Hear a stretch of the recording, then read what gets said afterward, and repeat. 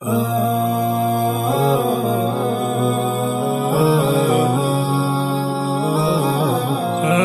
wajibu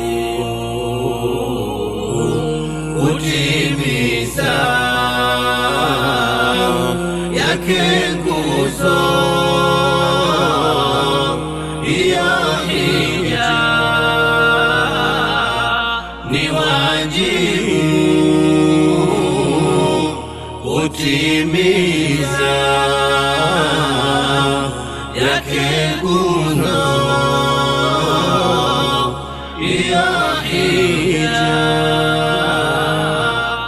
Wamefaradhisha walona uwezo wakitimiza wa umakini. Assalamu alaikum wa rahmatullahi wa barakatuh, mtazamaji wa Africa TV. Uhali gani? Karibu sana katika kipindi kizuri cha Sayari ya Moyo. Najua tuko katika msimu wa hija, msimu ambao mahujaji wanakwenda katika mji mtukufu wa Maka kwa ajili ya kutekeleza ibada ya hija.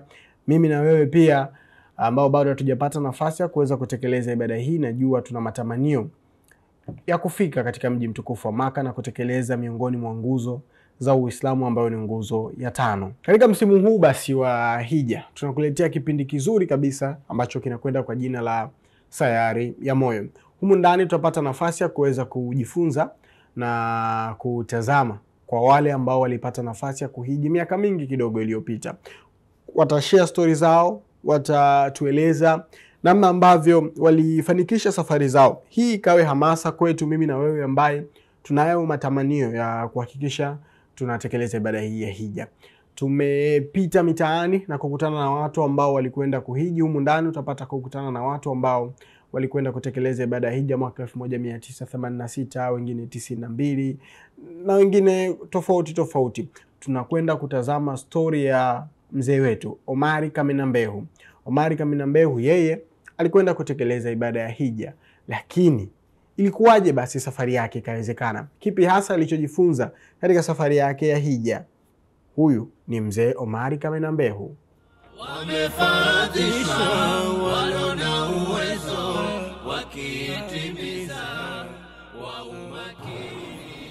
Alhamdulillah, namshukuru Mwenyezi Mungu kwa sababu unaweza kuwa unaweka nia na hauna pesa, lakini Mwenyezi Mungu akakufanyia wepesi wa kuweza kusafiri.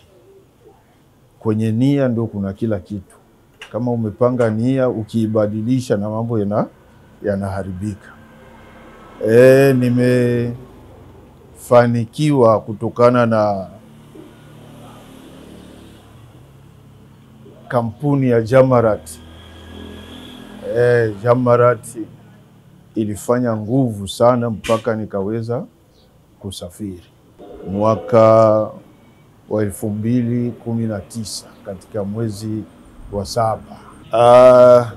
Kwanza nilikuwa na nia Mwenyezi Mungu anisafirishe kwa njia yoyote ile nayo itaka mimi, aniwezeshe niweze kusafiri. Miaka inakwenda, siku zinapotea, Mwenyezi Mungu akaifanya ile siku ndio iwe yenyewe. Kwa hiyo nilipata furaha kama nitasafiri.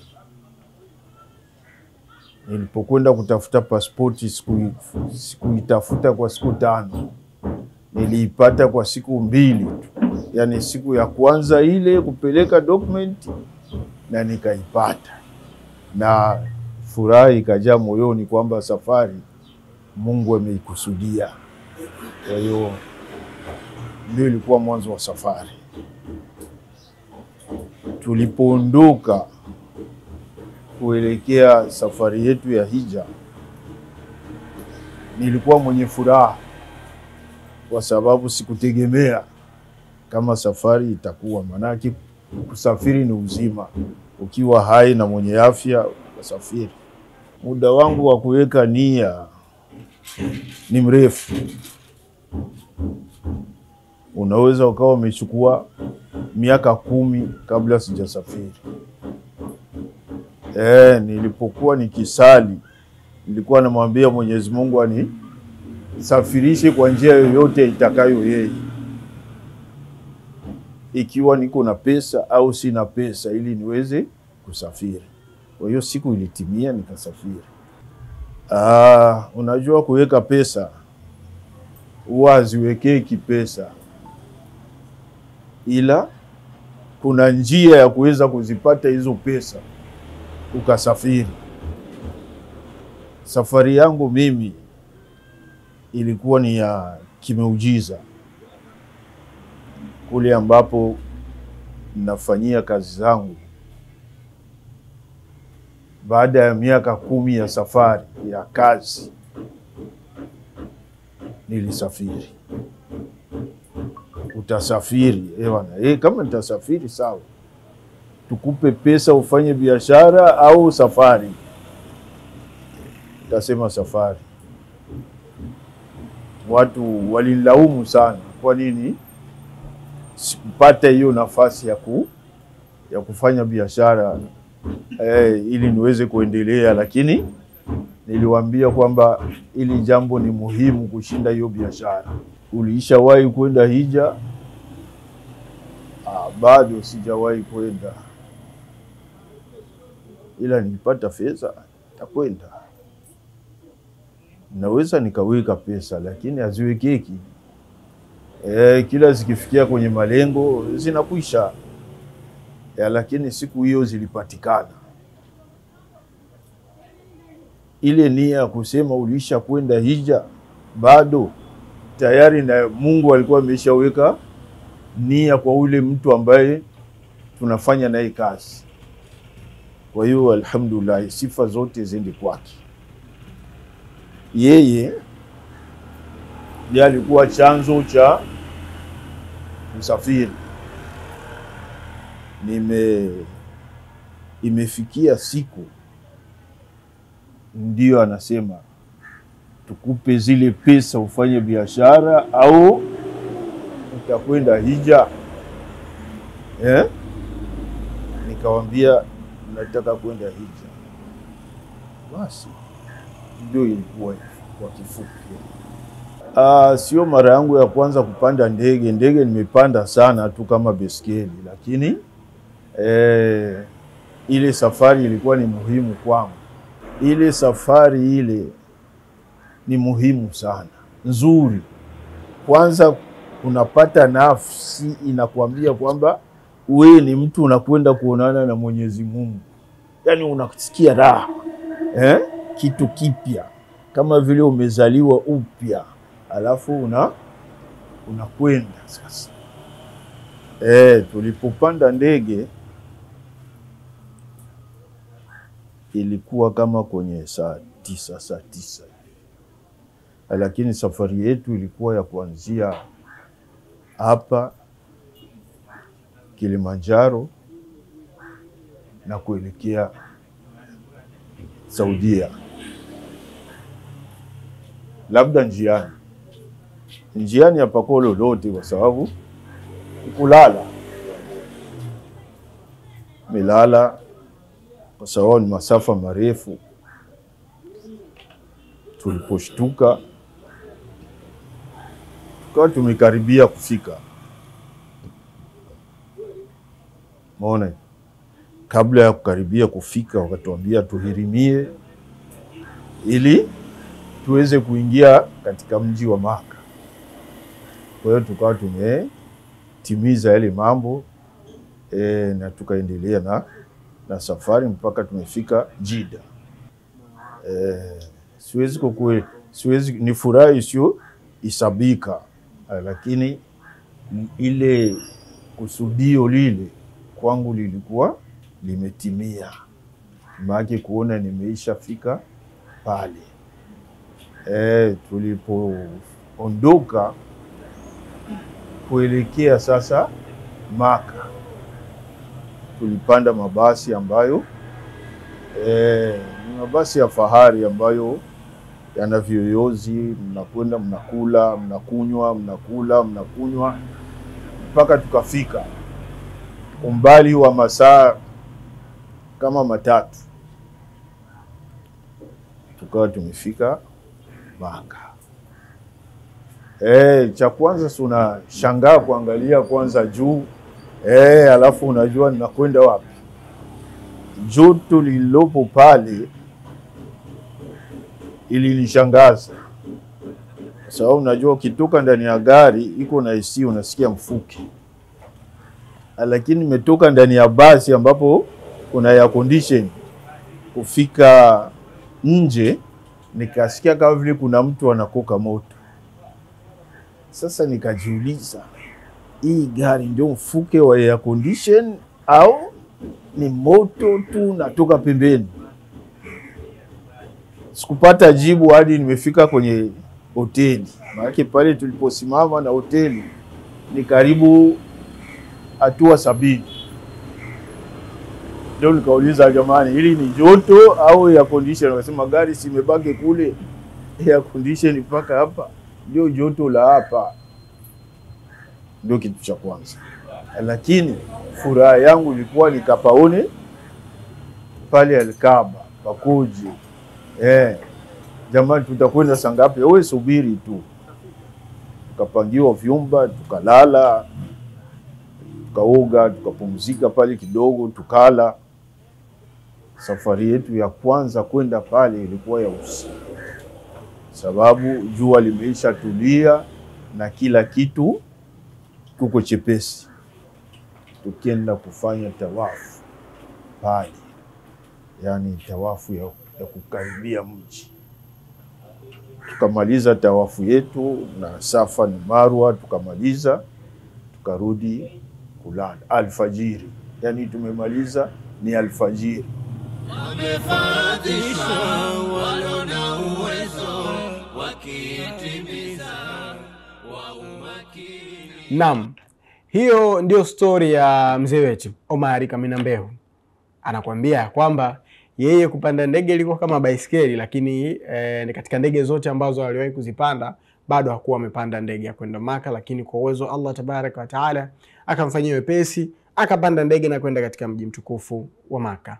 Lakini pia tulipita mitaani kuweza kupata maoni. Je, baada ya mahujaji kwenda kutekeleza ibada ya hija, athari ya hija inaonekana katika jamii, kwa maana ya kwamba wanabadilika?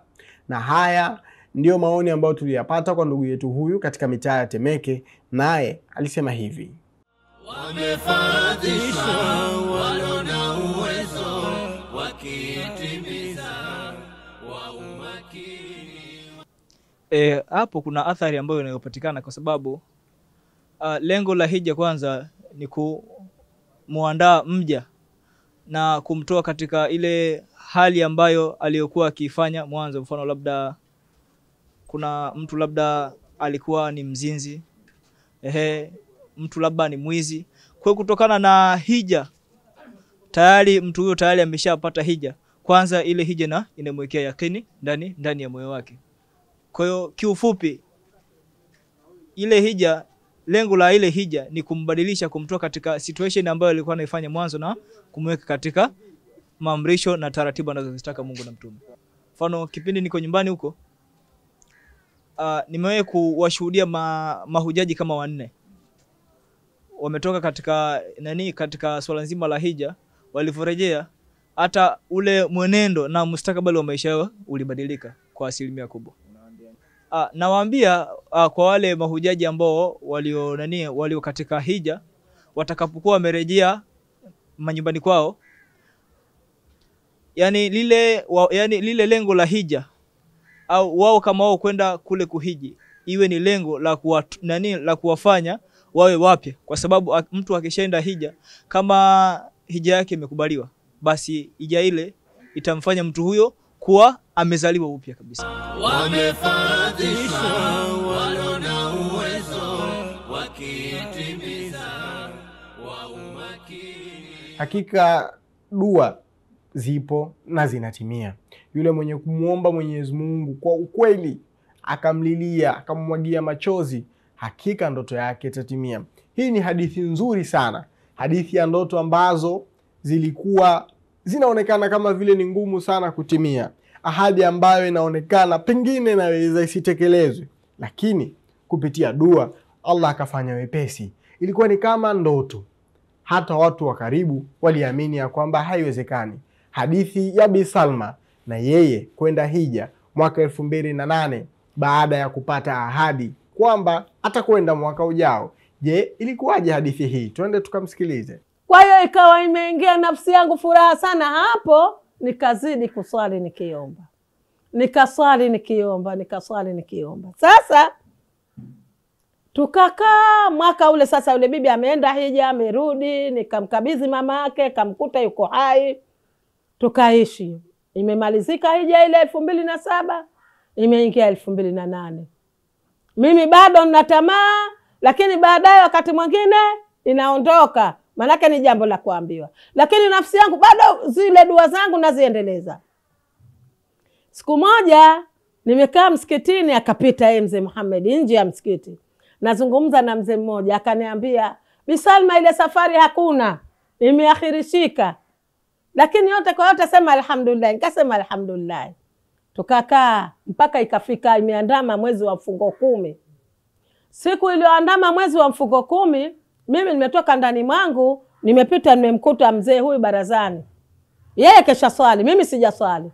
Akanambia, unakwenda msikitini? Nakwenda msikitini. Basi akanambia, nakwambia hivi, simama. Nikasimama.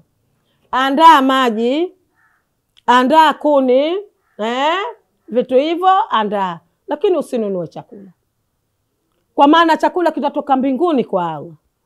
Mimi ile lugha nilikuwa sijaielewa. Akasema huko anachaka. Baadaye akanambia, mwezi jana umeandama. Kama mwezi jana umeandama, nakwambia andaa kuni na maji, kwa maana chakula kitatoka kwa Allah, utafute pasipoti. Hapo nikajua alhamdulillah, safari yangu imewiva. Kwa hiyo nikapiga pirika kutafuta pasipoti hapa Dar es Salaam, lakini sikupata. Kwa sababu mimi ni mzaliwa wa Unguja. Kwa hiyo nikipeleka vile vitambulisho nimezaliwa Unguja, hapa haiwezekani. Wakanambia inabidi urudi Unguja. Kwa hiyo nikarudi Unguja tena, imefika Ramadhani, hapa nimehangaika mpaka Ramadhani. Nikarudi Unguja. Nilipofika siku ya kwanza, siku ya pili nikapelekwa migration na baba yangu wa kambo. Mungu amrehemu, na yeye ameshakufa. Basi nilipokwenda pale siku ile na siku ile kapatikana passport kila kitu. Lakini mtu mmoja akanifanyia vibaya, kutaka kuitoa. Ilikuwa siku ya Ijumaa. Jumatatu passport ikasafirishwa. Kaletewa passport yangu, kuletwa nikaipeleka. Akanambia, mpe nani mwanao Lula, dada yake yenu ndiye nikishikiwa kwanza. Nikampa Lula passport hii, nikakaa kwao. Ilikuwa mwezi wa Ramadhani mwishoni. Kwa Ramadhani mwishoni mpaka mfungo mosi sikupata jibu. Mpaka umeingia mfungo pili kama hivi, mpaka mfungo pili mwishoni sasa. Inakwenda kwenye tarehe 20 na kitu, watu washakwenda Maka, wengine makundi mengine, watu washachanja, washafanya kila kitu. Sasa zikaja habari kutoka Unguja, ndugu zangu wanauliza, huyu bibi safari anayo hana? Mbona wenzio washakwenda, watu washachanja, mbona hatumsikii tena yale maneno ya kwenda Maka? Akatuma mchenga kamuuliza, nikamwambia safari sina. Kwa sababu safari mimi si nimeambiwa nafanyiwa, na mpaka sasa hivi jibu sijapewa, kwa hiyo sijui. Sasa Jumamosi kaja mdogo wangu anazungumza ile, tukazungumza mimi na yeye saa 4, anaondoka anafika kona, mimi naitwa. Ilikuwa kwenye tarehe kama 15 16. Anatuma mtoto wake, Sheikh huyu Abdul Kadiri, Abuya, nenda kamwite Bi Salma. Mimi anakujaitwa na kwenda. Nilipofika pale, Sheikh yeye huyu Abdul Kadir akanipa passport, akanipa passport, akanipa $200. Sasa nikamuuliza za nini? Akanambia hizi $200 za matumizi yako kule, na familia sisi tutaiangalia, iko mikononi kwetu. Safari yako itakuwa Jumamosi ya tarehe 21. Ufike airport saa 5 asubuhi. Na kuna kijana alikuwa kahifadhi Qur'ani akiitwa Rajabu Ngota. Sasa na yeye alitunukiwa kwenda hija. Kijana tukazaliwa 86. Sasa huyu utafatana naye. Tunakukabidhi. Huyu kijana atakufanzia, atakusaidia. Nikanyanyua mikono, alhamdulillah. Na semina zinaanza. Kwa hiyo kesho semina zinaanza Masjid Al-Hatabi. Nikamwambia Sheikh, nimekusikia. lakini na mimi naomba udhuru kidogo, kwa sababu safari hii imefika, mimi kesho niondoke kwenda Unguja nikamwone mama yangu, nimuage. Na niliweka nadhiri ndani ya nafsi yangu, ikiwa Mwenyezi Mungu atatakabali dua yangu mimi ya kuondoka Maka, basi katika ile familia yangu yote, ndugu zangu wako 6. Tulizaliwa 7, mmoja akafa, sasa wako 6 na watoto wao. Mimi nitawapa sadaka shilingi 1500 wote, lakini mama yangu nitampa 50,000. Ikithibiti ile safari ikathibiti, basi mimi nikachukua pesa yangu 200,000 nikampa wewe ya kwako hii na mumeo, wewe na watoto wako na mumeo wewe. Nikaigawa ile pesa kama ilivyokubalika, na nikamuona mama yangu na nikamuaga, na mama yangu alifurahi sana mno. Mama yangu akanieleza, akanambia, mimi nakwambia hivi, nenda safari yako na kuombea kwa Mwenyezi Mungu, na yote yanayotakikana kufanya katika ibada hiyo utaweza kuyafanya kwa kiwiliwili na macho na nguvu zako, na Mungu atatakabali hija yako. Lakini mimi nakwambia hivi, unapoondoka, madamu mimi na wewe tumeonana, unapoondoka kuanzia hivi leo, ukisikia mimi nimekufa usije. Andaa safari yako, nenda safari yako. Siku ya kuondoka ukisikia mimi nimekufa usije. Kesho unaondoka ukisikia mimi nimekufa usije. Mimi ni radhi nawe mpaka kiyama, tumeshaonana. Wewe nenda safari yako. Nikasema alhamdulillah, nikarudi. Nilivyorudi siku ile jioni, nikaanza safari ya kwenda kwenye semina, tukafanya semina zetu mpaka siku ikafika. Na mimi kwa sababu pale nilikuwa nakaa Temeke kule mtaa wa Leo, ndio nilikuwa nao jirani. Na pale mimi mwanachama mkubwa katika msikiti wa Tungi. Kwa hiyo ilibidi niwaage wenzangu wanawake, niwaage na wenzangu wanaume. Sasa pale msikitini kuna bi mkubwa mmoja, Bi Halima, Mwenyezi Mungu amrehemu. Na palikuwa na bi mkubwa mmoja akiitwa Mama Mkorombwea. Wote Mwenyezi Mungu awarehemu kwa pamoja. Huyu Mama Mkorombwea mwaka 2007 alimpata mfadhili wa kumpeleka Maka. Sasa yeye ikawa safari ile hakuweza kuletewa pesa. Na mimi naye ndo tuko mtoto na mama tunaomba dua. Basi alipokuwa hakwenda, yule bibi katika kuwaaga mwingine akasema, huna safari, wewe unatudanganya. Fulani katuaga, mbona hakwenda? Mimi nikamwambia hakika naondoka. Na Ijumaa hii mimi ya mwisho. Ijumaa ijayo hutoniona tena katika msikiti huu mpaka nitarudi safari yangu akipenda Mwenyezi Mungu. Basi kweli safari yangu ikawa haya, kesho yake naondoka. Siku ya kuondoka wakaja ndugu zangu, wakaja wenzangu wa msikitini, wakaniaga, wakaniombea dua. Na Ijumaa ile ilikuwa Ijumaa ya mwisho kuswali pale Tungi, viongozi wanaume wakaniombea dua. Basi ikawa safari yangu alhamdulillah, ndio nikaondoka. Kuondoka mpaka airport sijaamini. Kufika pale saa 5, saa 6. Ilivyofika saa 6 sasa pasipoti ndo tunaitwa majina.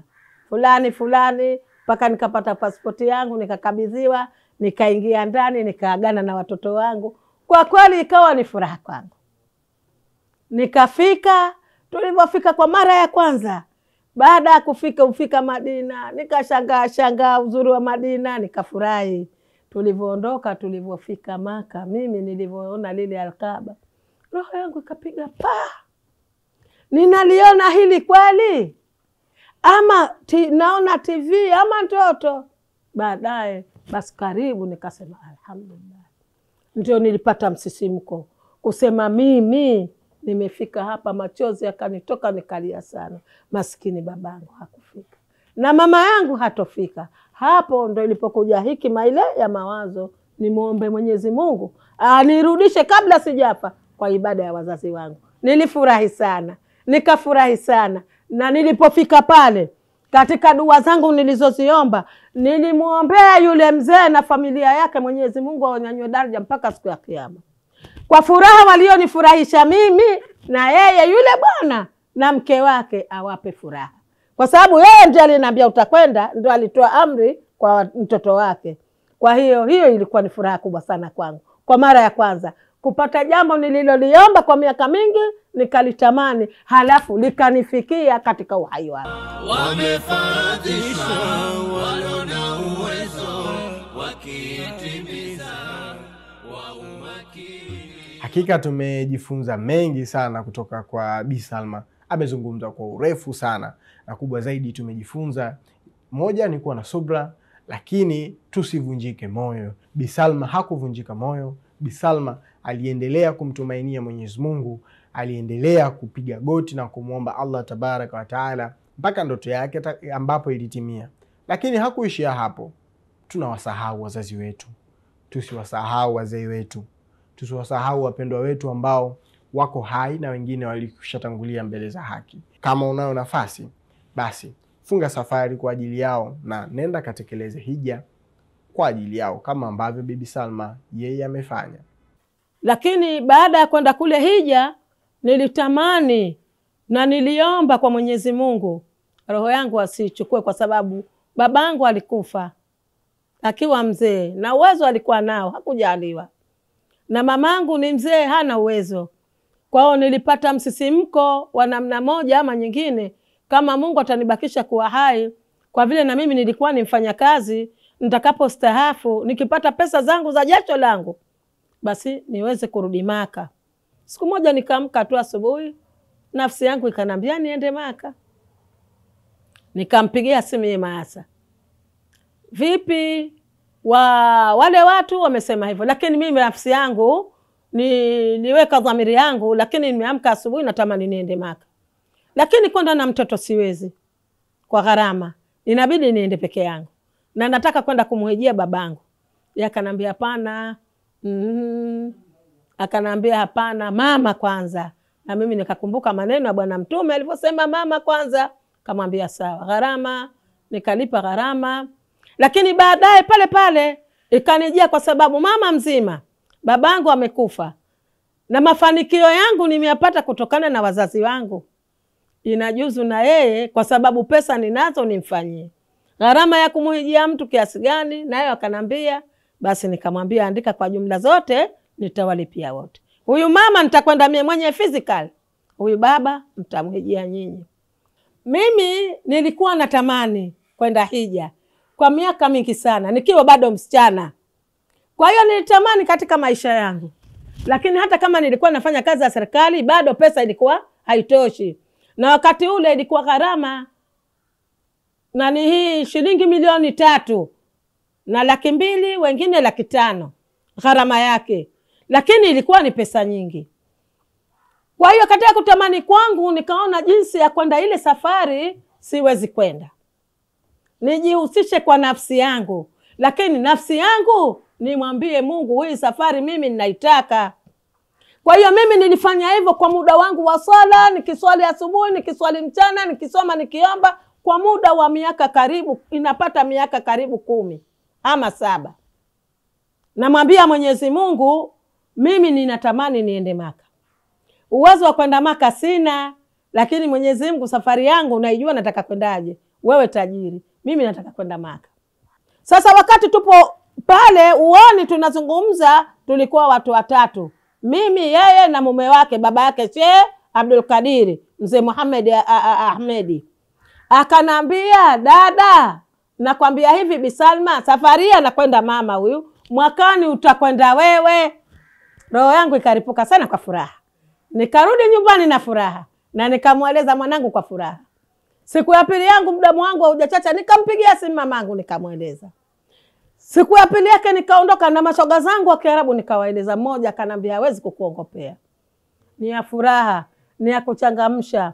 Kwa sababu ibada ya hija, kitu cha kwanza unakwenda kuona utukufu wa Mwenyezi Mungu. Unakwenda kukamilisha dini yako. Unakwenda kuona pahala alipozaliwa Bwana Mtume, ilipoanza dini yako. Unakwenda kuona ilipoanza ibada yako. Unakwenda kuona uelekeo unaoelekea katika sala yako.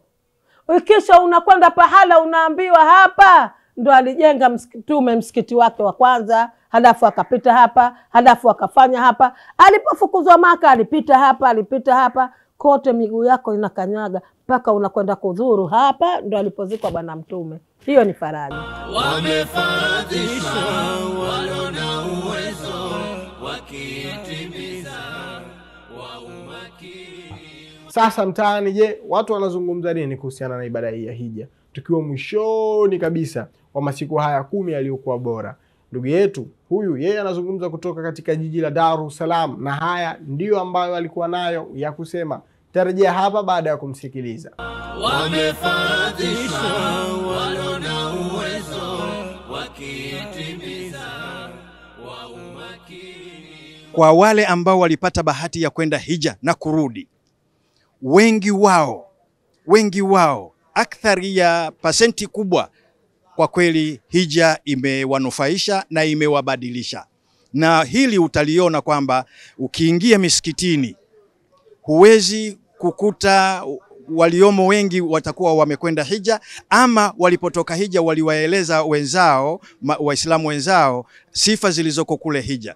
Miongoni mwa hizo sifa ni kumjua Mwenyezi Mungu Subhanahu wa Ta'ala kutokana na yale aliyoyaona kule. Huko alikuwa na hadithi, akienda kule akiona, akirudi kama ni ibada alikuwa anazembea, anakuwa anafanya ibada kikweli kweli. Kwa hiyo wale waliotoka hija wakarudi huku, kwa kweli wanakuwa ni watu wema, watu ambao wanafanya mema na wanafanya kazi ya kuwashawishi wengine, kuwapa dawa kufanya mambo mema.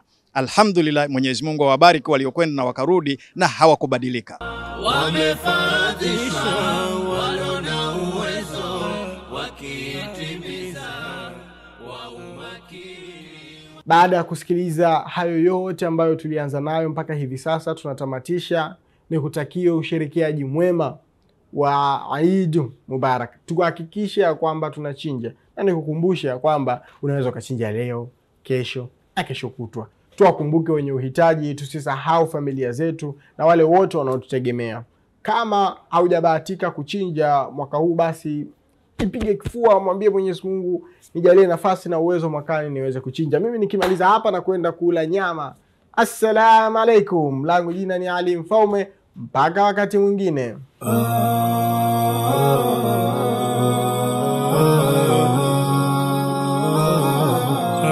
Ni wajibu kutimiza yake nguzo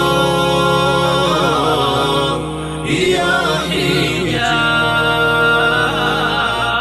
Ni wajibu kutimiza yake nguzo ya hija.